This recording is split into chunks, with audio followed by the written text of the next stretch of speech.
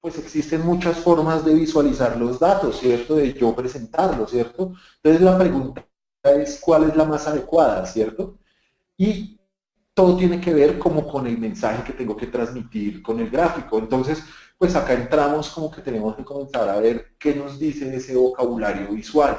Algo que también es importante de esto es que independientemente que hayan herramientas y todo eso, pues es, digamos que la parte de manejar ese vocabulario y todo eso, pues es prácticamente agnóstico a la herramienta, es decir, yo lo puedo hacer en Excel, a mano o con herramientas más sofisticadas, ¿cierto? Pero la idea sí es tener claro cómo yo utilizo ese lenguaje eh, visual para transmitir una idea. Entonces acá digamos, tomado del libro que les hablaba, de Storytelling, pues queremos como mostrar un poquito algunos gráficos de como qué ideas transmiten de acuerdo a ese mensaje, ¿cierto? Entonces muchas veces, por ejemplo, yo quiero transmitir un mensaje de desviación, ¿cierto? Por ejemplo, yo tenía unos presupuestos y yo quiero ver qué tanto se corrieron de los presupuestos, ¿cierto? Entonces los gráficos de desviaciones, como por ejemplo las barras de divergencia, las barras acumuladas de divergencia, las superficies o las áreas de déficit. Entonces, lo que nos muestran es quién estuvo por encima, quién estuvo por debajo, usualmente basados en un punto de referencia que es cero, ¿no? Entonces nos ayuda. Yo tengo un parámetro como algo tan simple como el presupuesto, pues yo podría medir si basado en el dato del presupuesto, donde cumplirle cero, pues qué tanta desviación hubo, ¿cierto? Entonces uno comienza a ver que yo a veces quiero mostrar otro tipo de relación, por ejemplo las correlaciones, en donde busco mostrar la relación entre dos variables, ¿cierto? Que exista sin necesariamente asumir causalidad. Entonces, digamos, en este contexto, por ejemplo, encontramos los gráficos de líneas y más columnas, ¿cierto? Entonces, digamos, por ejemplo, si hacemos una gráfica de líneas y columnas de precio del dólar versus importaciones, pues seguramente vamos a ver que el precio del dólar sube y las importaciones bajan y podemos comenzar a asumir cosas de los datos o podemos transmitir ese mensaje, ¿cierto? De que hay una relación entre esas dos entidades, ¿cierto? Los diagramas de puntos también son muy útiles para hablar pues, de esas relaciones cuando tenemos, digamos, dos medidas numéricas, ¿cierto? El gráfico, pues, de mostrar medidas también acerca de la correlación o de la relación que existe entre dos variables, teniendo en cuenta también la magnitud, ¿cierto? A veces yo puedo querer unir ese tipo de variables, ¿no? Para ver otro tipo de relaciones, digamos, a veces no lineales, siendo un poquito más allá, pues la correlación como tal se define como la relación lineal entre dos variables numéricas, digamos, siendo sin perder generalidad. Hay otras veces queremos mostrar, ¿cierto? Mensajes que queremos transmitir, como un mensaje, digamos, de ranking o de ordenamiento, ¿cierto?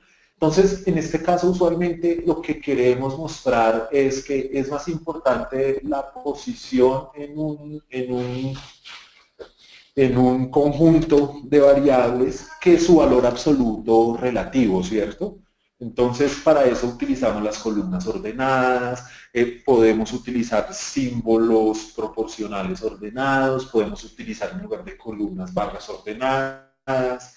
Cuando tenemos, digamos, muchos valores, entonces podemos utilizar un gráfico de puntos, ¿cierto? Entonces, digamos, en el ranking usualmente lo que queremos saber, por ejemplo, no, quiénes fueron los vendedores que más vendieron. No nos interesa saber el monto de ventas, pero sí nos interesa saber el orden para, digamos, establecer unos bonos. O yo quiero, por ejemplo, mostrar cómo se está la distribución de ciertos productos posicionados. Digamos, el mensaje que quiero transmitir es cómo están posicionados mis productos respecto a los demás. Entonces, lo que quiero mostrar ahí es que mi producto es el primero, el segundo, están los 5 primeros, más no, digamos, la magnitud y eso. Acá notarán que, digamos, hay gráficos que porque, claro, dependiendo de lo que yo quiera transmitir, pues puedo utilizar el gráfico de una u otra manera, ¿cierto? Otra parte que es interesante cuando yo quiero transmitir es cuando yo quiero transmitir cuestiones distribucionales. Es decir, cuando yo quiero hacer referencia a la ocurrencia, a la frecuencia de ocurrencia de determinado evento, ¿cierto? ¿Cuántas transacciones tuve durante un año? ¿O cuántos o cómo se comportó el rango de ventas, ¿cierto? Entonces, en ese contexto, por ejemplo, pues tenemos el popular histograma, ¿cierto? Que es una representación de barras donde en el eje X, pues vamos a tener, digamos, los valores, digamos, agrupados de las variables, ¿cierto?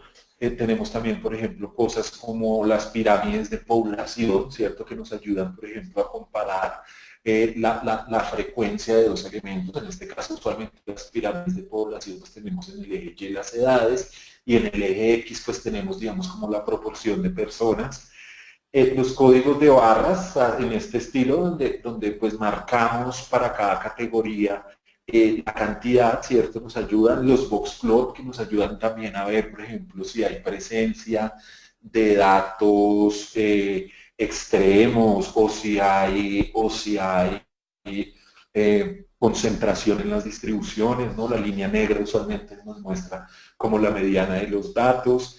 Estos datos, este gráfico de DOT, pues además de servirnos para un ranking, también lo podemos utilizar en la parte de distribución y, por ejemplo, curvas de frecuencias acumuladas, ¿cierto? Entonces, esos son, por ejemplo, unos ejemplos de la parte por ejemplo, cuando queremos mostrar valores distribucionales, ¿cierto? Otra cosa que a veces nos interesa o el mensaje que queremos transmitir es hacer énfasis en las tendencias y en los cambios en el tiempo. Entonces, para eso usualmente utilizamos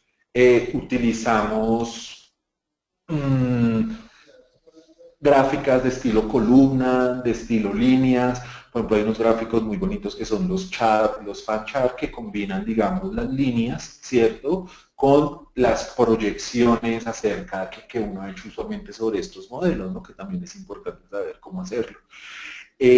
Digamos, las líneas versus las columnas, pues también nos sirven para hacer énfasis o hacer proyecciones acerca de lo que tiene que ver con cambios de tendencia en un corto, en un mediano o en un largo plazo, ¿cierto? En la parte de finanzas, por ejemplo, son muy usados el gráfico que se conoce como stock price, algunos también los conocen como el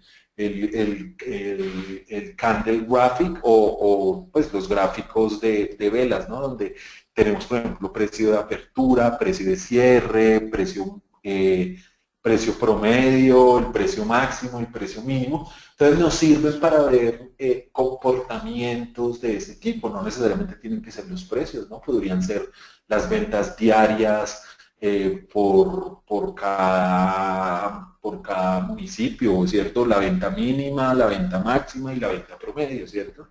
También podemos utilizar los scatter plot conectados, ¿cierto? Entonces son gráficas que nos van a ayudar. Entonces la idea es pues poder yo, ¿cierto? Ya me estoy llenando o estoy adquiriendo y la idea es saber pues en qué momento utilizo cada cosa dentro del contexto de contar la historia, ¿cierto? No necesariamente yo tengo que utilizarlas todas, las gráficas, ¿cierto? Entonces es bien interesante ver cómo las gráficas, ¿cierto?, se enfocan en un mensaje. Otro mensaje, por ejemplo, estas gráficas pues son ampliamente usadas, las columnas divididas, las donas, los pie, pues nos ayudan a representar cuando yo quiero mostrar una parte de algo, ¿cierto? Entonces yo quiero ver, por ejemplo, mi distribución por estratos o yo quiero ver la distribución de las ventas por producto, ¿no? Sin embargo, con estos gráficos a veces hay que saberlos usar, ¿no? Muchas veces, digamos, utilizar un pie, ¿cierto?, para mostrar que la distribución de hombres 49%, mujeres 51%, pues puede no ser la manera más loable de hacerlo, ¿cierto? Entonces a veces no nos debemos olvidar, por ejemplo, de los textos, de un texto grande con el mensaje que diga simplemente hombres 49%, pues ya está dando todo el mensaje sin necesidad de utilizar una gráfica o algo así de ese estilo, ¿cierto? Eso digamos que la parte que les hablaba de pensar también a veces como diseñador, ¿cierto? No necesariamente todo en una presentación tiene que ser gráficas y colores, sino también podemos combinar y utilizar otras cosas. muchas veces necesitamos simplemente mostrar magnitudes, ¿cierto? Y hacer comparaciones de medidas y tamaños en conteos, ¿no? Cuántos clientes tuvo, cuántas transacciones, o utilizar, por ejemplo, pictogramas, por ejemplo, para hacer énfasis en que estoy contando personas o lo que estoy contando, ¿cierto? Y ya por último, ¿cierto? Una representación es muy usada, ¿cierto? Que es usar los datos geográficos, ¿no? Cuando nosotros tenemos la oportunidad de tener información que se localiza de manera puntual, ¿cierto? Todo eso nos va a ayudar pues, a hacer mejores gráficos. Entonces ahí tenemos las corofletas y tenemos los símbolos proporcionales, ¿cierto? Entonces digamos que esa es la idea con eso. Pues digamos que hemos hecho un repaso de cómo tratar de transmitir una idea a través de una parte visual, ¿cierto? También cómo tener en cuenta para construir una historia, digamos, pues nosotros no somos, estamos comenzando también en este cuento, como les decía, digamos, acá importa mucho el trabajo en equipo, como quienes tenemos formación en ciencias, a veces suele ser complicado llevar a la parte gráfica, a poder, entonces, pues apóyense, digamos, en sus diseñadores, pues para hacer eso.